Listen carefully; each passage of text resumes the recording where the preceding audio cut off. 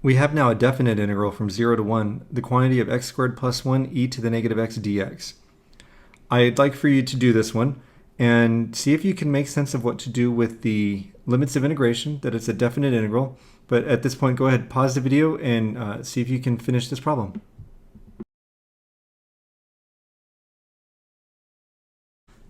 Since u is equal to x squared plus 1, du is 2x dx.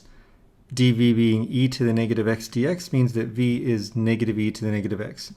So uv is negative e to the negative x times the quantity of x squared plus 1.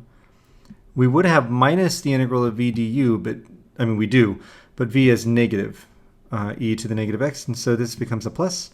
I pulled the constant factor out in front of the integral, so it's 2 times the integral of x e to the negative x dx. Before we continue, I do have an error here, actually 2 of them. Folks, this was a definite integral. Therefore, my integral needs to have limits of integration 0 to 1.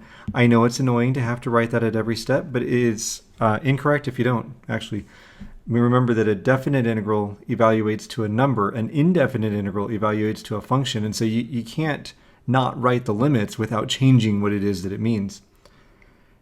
The limits apply to the first term as well, though, the uv. And I could evaluate at the limits at this point, but whether I do or not, I need to write down that the limits are still there. So really I should have, and I do now, e to the negative x times the quantity of x squared plus 1 evaluated from 0 to 1 plus 2 times the integral with limits 0 to 1 of x e to the negative x dx. I chose the polynomial as the u before, and so I'm going to stick with keeping the polynomial as the u now. Generally, if there exists a polynomial, I'm probably going to make that my u every time. Now u is x, and du is then dx. dv is e to the negative x dx, and so v is negative e to the negative x. I still have in the next step the negative e to the negative x times the quantity of x squared plus 1, and that does need to still reflect evaluated from 0 to 1, because I haven't put the limits in yet. Although, come to think of it, I now have the next term here, uv, which is negative x e to the negative x, not forgetting that there was a coefficient of 2 in front of the integral before. So, negative e to the negative x times the quantity of x squared plus 1 minus 2x e to the negative x. I'm going to pause it there. That whole thing is now evaluated from 0 to 1, right? Because I haven't put in the limits yet, I still want to reflect that the entire expression that we just read is going from 0 to 1. Minus the integral of v du, but v has a negative sign, and so that's going to be plus 2 times the integral of e to the negative x dx. Another way to have written this, by the way, would have been like first term plus 2 times the integral of uv minus the integral of v du. That would be a sufficient way also to do this. I just went ahead and distributed the 2. And really the reason was the limits of integration.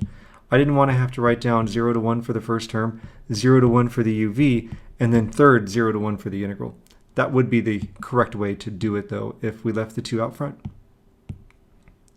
Continuing on now, though, we can integrate e to the negative x dx. Don't forget the factor of 2. We end up with the entire expression negative e to the negative x times the quantity of x squared plus 1 minus 2x e to the x. That's from the second term. Minus the integral, we already integrated, minus 2 e to the negative x. Whole thing from 0 to 1. It is good form when I have multiple terms, if I'm evaluating at limits from 0 to 1, to start the expression with some sort of grouping symbol. Since I already have parentheses here, the grouping symbol I'm starting to open with is brackets. So brackets, all of that expression evaluated from 0 to 1. This is the correct way to present the mathematical notation. At this point, I see that there's a negative e to the negative x in all of the terms, and so I factored that out, negative e to the negative x. I'm left with the quantity of x squared plus 1 plus 2x plus 2, and I see that I have like terms in that parentheses. So x squared plus 2x plus 3 is what I'll actually evaluate. And I am evaluating from 0 to 1.